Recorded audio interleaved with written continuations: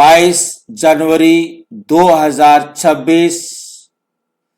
आज की साकार मुरली रंगीन बड़े बड़े अक्षरों में पढ़ें, सुने और मंथन करें। हम प्रतिदिन प्रातः 4 बजे, 6 बजे, शाम को 4 बजे, 8 बजे मुरली मंथन करते हैं। आप सभी भी इस मुरली मंथन में साथी व सहयोगी बन सकते हैं, जिसके लिए इसी ही वीडियो के डिस्क्रिप्शन बॉक्स में गूगल मीट का लिंक दिया हुआ है, जिस लिंक से आप चारों समय रोजाना जुड़ सकते हैं, क्योंकि एक ही लिंक रहता है। यदि आपको जुड़ने में कोई कठिनाई आ रही है तो ये सामने जो आप वीडियो देख रहे हैं, इसमें नीचे चलती हुई लाइन में व्हाट्सएप नंबर दिखाई दे रहा है, उस पर मैसेज करके आप लिंक मंगा सकते हैं, प्रश्न पूछ सकते हैं, आपका कोई सुझाव है तो वो सुझाव भी दे सकते हैं। अच्छा, ओम शांति। आज की साकार मुरली का सार। मीठा मीठा बाबा कहते, मीठे बच्चे पढ़ाई और दैवी कैरेक्टर्स का रजिस्टर रखो। पढ़ाई और दैवी कैरेक्टर्स का रजिस्टर रखो। रोज चेक करो, रोजाना चेक करो। क्या चेक करो? कि हमसे कोई भूल तो नहीं हुई, हमसे कोई भूल तो नहीं हुई।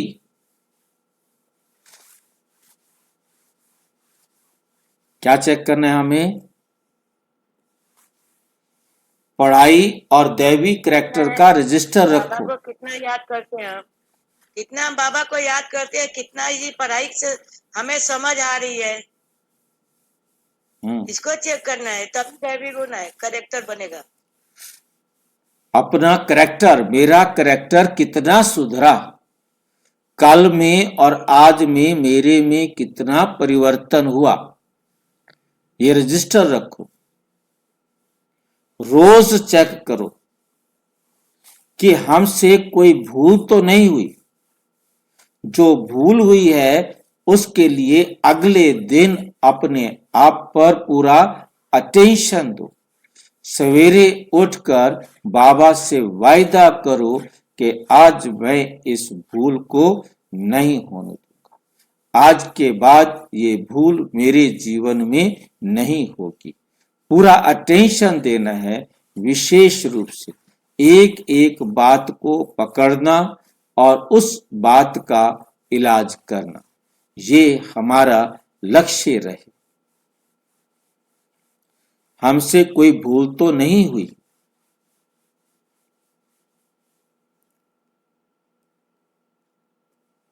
प्रश्न, तुम बच्चे किस पुरुषार्थ से राजाई का तिलक प्राप्त कर सकते? किस पुरुषार्थ से राजाई का तिलक प्राप्त कर सकते हो? बाबा कहते हैं ना कि बच्चे आज्ञाकारी बनो, फरमान बरदार बनो, जितना हो सके बाप को याद करो, बाप जैसा प्यार के सागर बनो, बाप से कोई बात छिपाओ नहीं। अगर इतना काम हम करते हैं सच्चाई और ईमानदारी से तो रजाई का तिलक मिल जाएगा। तुम बच्चे किस पुरुषार्थ से राजाई का तिलक प्राप्त कर सकते हो? राजाई का तिलक अर्थात हमें स्वर्ग का राजा बनना है, राज्य का अधिकार प्राप्त करना है। उसके लिए हमें क्या पुरुषार्थ करना होगा? नंबर 1, सदा आज्ञाकारी रहने का पुरुषार्थ करो। सदा क्या रहना है हमको? आज्ञाकारी रहने का पुरुषार्थ करो। जो बाबा ने हमें आज्ञाएं दी हैं, डायरेक्शन दिए हैं, उन डायरेक्शन पर हमें चलना है। ये संगम युग पर फरमान बरदार का टीका दो। फरमान बरदार भी आज्ञाकारी को ही कहा जाता है। ये उर्दू में कहा जा रहा है, संगम पर फरमान बरदार का टीका दो। अब टीका होता है, दो बातें होती हैं, एक इंजेक्शन लगाना, एक माथे पर बिंदी लगाना।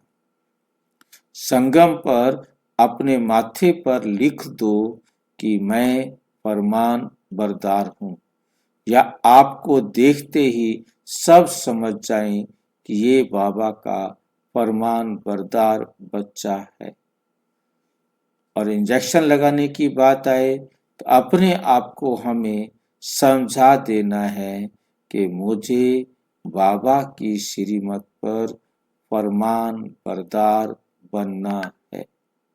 मुझे उसकी आज्ञाओं के बिना और किसी की बात सुननी नहीं है।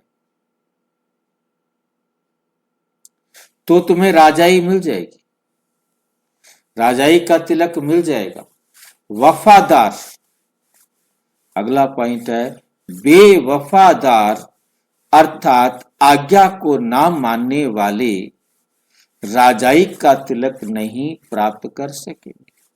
यदि आप बेवफा बनेंगे, बाबा की आज्ञा को नहीं मानेंगे, उसे बेवफा कहा जाता है, तो उनको फिर राजाई का तिलक नहीं प्राप्त होता, हो कर सकते।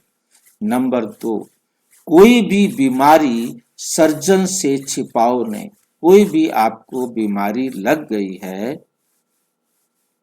कोई अवगुण दोष आपके जीवन में आ गया है, अब उसे छिपाओ नहीं। सर्जन से छिपाएंगे तो बीमारी बढ़ जाएगी, छिपाएंगे तो पद कम हो जाएगा, क्योंकि आप सुधार नहीं सकेंगे। जिस बीमारी को बाबा से आपने छुपाया, बाबा को नहीं बताया, उसकी डायरेक्शन, उसके लिए ज्ञान या समझ बाबा से नहीं ली, तो फिर वो बीमारी तो ठीक होगी नहीं, और जिसके कारण पद भी क्या हो जाएगा, कम हो जाएगा। बाप जैसा प्यार का सागर बनो तो राजाई का तिलक मिल जाएगा। बाप जैसा प्यार का सागर बनो तो राजाई का तिलक मिल जाएगा। अच्छा,